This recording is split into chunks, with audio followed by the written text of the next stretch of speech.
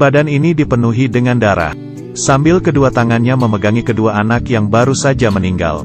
Pria ini tidak bermaksud untuk kabur. Dia menangis kencang dengan memegangi kedua anak itu. Ayah dari anak itu berlari kemari dengan membawa segerombolan orang. Dan memukuli pria itu. Orang-orang melerai ayah yang kehilangan kendali itu. Di saat itu sang pria berkata, "Aku juga tidak bisa apa-apa.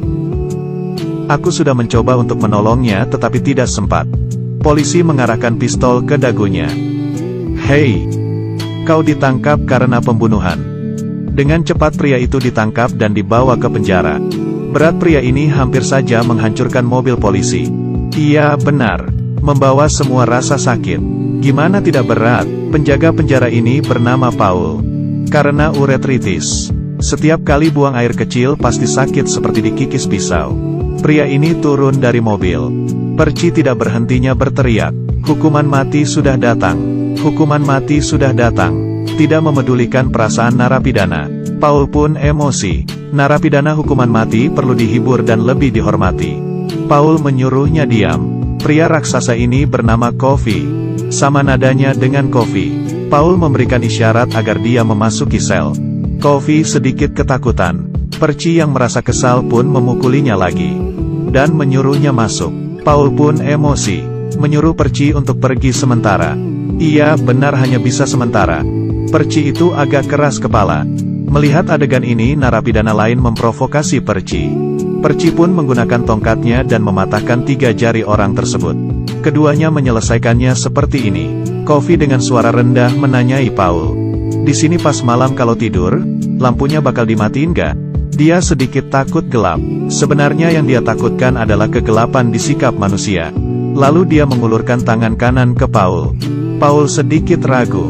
Tetapi terakhir dia memilih untuk mempercayainya. Wajahnya dipenuhi dengan kelembutan dan kepolosan. Paul merasa karakter Coffee itu baik. Tidak seperti pembunuh. Lalu memeriksa data-data kejahatannya. Kejahatannya yaitu yang muncul di adegan pertama itu. Dalam hati Paul merasakan kecurigaan. Hari ini di dalam sel muncul seekor tikus. Yang sedang makan dan kelihatannya sangat imut. Ini memberikan para polisi sebuah kesenangan. Tetapi Perci tidak senang. Dia malah mengejar dan memukul tikus itu. Hingga dipenuhi keringat. Hari ini, Paul dengan seorang narapidana yang akan dihukum mati. Melakukan ucapan perpisahan terakhir. Narapidana itu berkata ke Paul. Masa selama hidupnya yang paling bahagia. Paul berharap dia bisa pergi dengan tenang. Sebelum dilakukan hukuman mati, dia memangkas abis rambut si narapidana. Lalu menutupi kepalanya dengan kain hitam. Menggunakan busa dan merendamkannya ke air. Lalu meremas busa itu di atas kepala narapidana. Sehingga arus dapat dengan cepat melewati otak. Kalau tidak para narapidana akan mati disiksa seperti neraka. Waktu pun tiba, petugas eksekusi mulai menyalakan arus. Arus listrik itu langsung memasuki sekujur tubuhnya. Dia kejang kesakitan. Hanya dengan 2 kali arus dia akhirnya meninggal. Orang itu sudah mati tetapi Perci masih saja mengejek mayatnya. Paul dan rekan memberikan dia pelajaran. Hari ini kedatangan narapidana baru yang bernama Harry. Orang ini sangat miskin dan ganas. Menggunakan pistol dan membunuh 3 orang. Salah satu korbannya adalah seorang ibu hamil. Di saat memasuki pintu, Coffee memperingati Paul untuk hati-hati. Hati-hati ya. Baru saja jalan melewati pintu. Harry langsung memukul penjaga itu. Sayangnya si Paul ditendang di bagian selangkangannya. Rekan lainnya juga tidak bisa menahan si narapidana. Di saat yang penting itu, Hal pun datang. Dan langsung mengarahkan pistolnya ke Harry. Sekali pukulan lagi, akhirnya dia kembali ke alam sadarnya. Paul yang menderita uretritis, hanya bisa terbaring di lantai. Di saat itu Coffee memanggil mengatakan dia ada masalah. Paul pun menahan sakit dan berjalan ke sana. Coffee langsung menangkap Paul.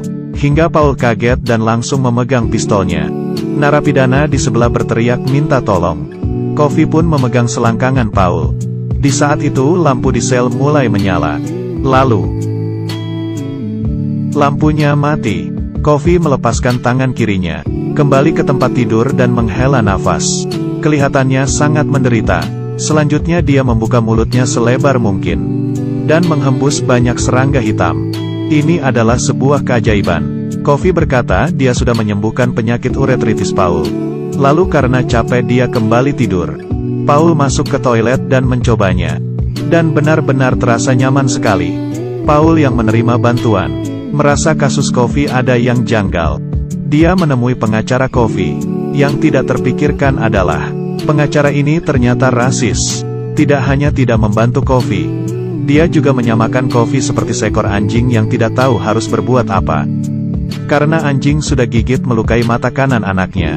Dan terakhir dia bahkan mengingatkan Paul untuk hati-hati terhadap Kofi. Tanpa ada hasil Paul pun kembali ke penjara. Dia membawakan Kofi sebuah jagung untuk tanda terima kasih. Kofi yang berbaik hati membagikannya ke para narapidana. Dan juga tikus. Harry di sebelahnya merasa tidak bahagia. Tiba-tiba memuntahkan liurnya ke muka Paul. Dan menyiramkan air kencingnya ke penjaga satunya lagi. Dan kopi yang sudah ditahan lama di dalam mulut muncrat ke muka sang penjaga. Para penjaga pun kedua kalinya membawa dia masuk ke dalam ruang kurungan. Hari ini setelah Perci menyiksa selesai narapidana, tiba-tiba ditangkap oleh narapidana lain. Sambil mengucap kata-kata yang menghina di telinganya. Lalu sambil memegang selangkangannya, untungnya Paul datang dan mengarahkan pistolnya. Si narapidana itu pun melepaskan Perci. Dia kencing di celana. Narapidana di sebelah pun tertawa. Lihatlah dirimu seperti beruang, menindas dan takut akan hal-hal yang sulit. Orang lain sekali menggerakkannya, langsung ketakutan seperti anak kecil yang kencing di celana. Perci pun lalu pergi. Paman narapidana ini sangat menyayangi tikus. Menganggapnya seperti anak.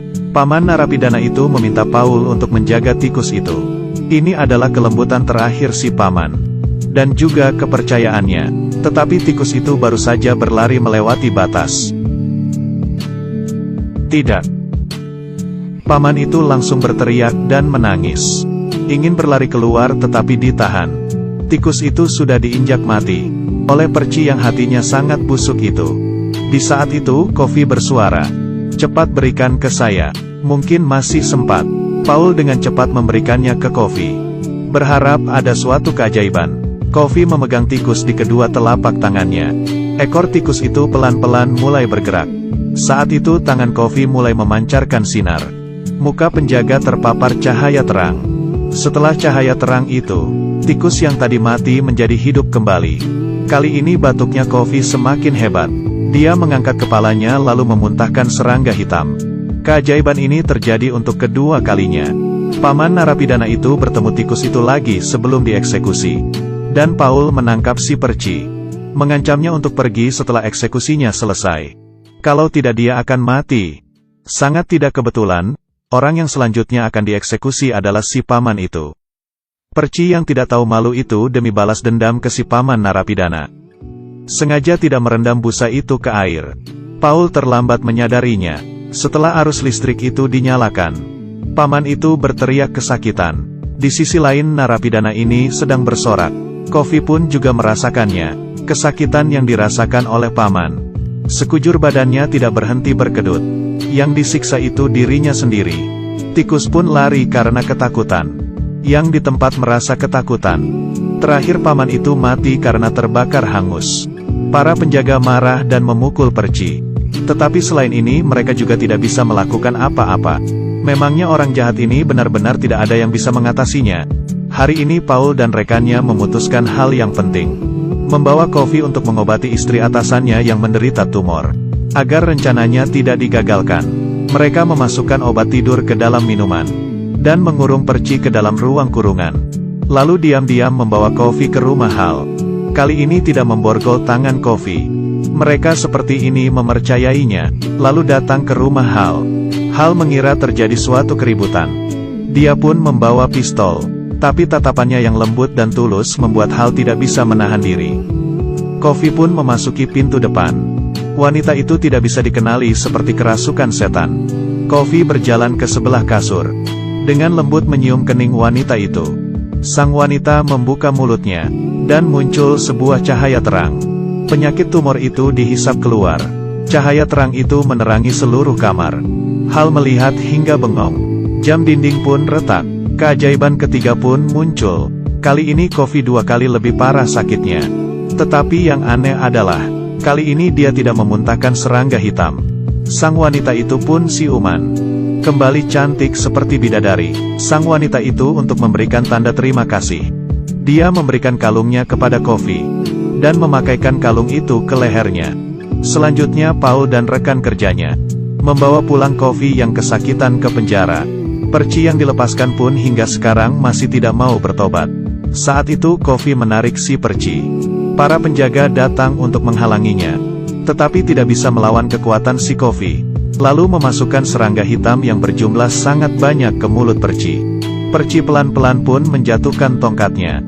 Pandangannya menjadi seperti orang linglung. Berjalan lalu berhenti di depan narapidana.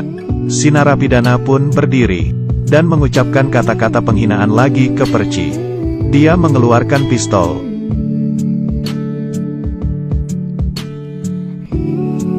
Tiba-tiba serangga hitam keluar dari mulut si Perci. Coffee mengatakan ke Paul, "Saya sudah menghukum orang jahat." Kedua gadis itu dibunuh oleh narapidana ini. Narapidana itu menggunakan hubungan antara kedua kakak adik itu. "Kamu menyayangi adikmu tidak? Kalau kau bersuara aku akan langsung membunuhnya, mengerti?" Paul yang mengetahui kebenaran itu pun merasa putus asa. Coffee berkata, "Kamu sudah mengerti apa yang kurasakan kan? Aku setiap hari harus merasakan rasa sakit itu." Paul menggunakan kekuatan jabatannya untuk membebaskan Coffee. Tetapi Coffee tidak ingin pergi. "Aku sudah capek. Aku tidak ingin menjadi seekor burung yang terbang sendiri lagi." Iya benar, dia sudah terlalu capek. Dia tidak ingin menjadi malaikat yang kesepian lagi. Dia sudah muak dengan kelakuan manusia. Harapan terakhir Coffee adalah melihat sebuah film, dan ingin Paul menonton bersama dengannya. Film musikal yang berjudul Surga. Dia yang larut dalam film itu pun muncul penuh senyuman. Hari ini pun datang. Coffee mengatakan dia takut gelap.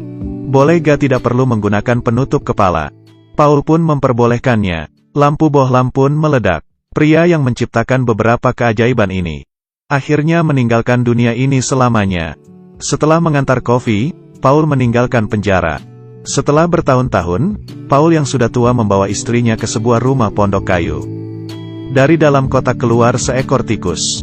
Ini adalah tikus yang waktu itu mati dan ditolongi oleh Coffee. Ternyata kekuatan Coffee setengahnya diberikan ke Paul. Setengahnya lagi diberikan ke tikus.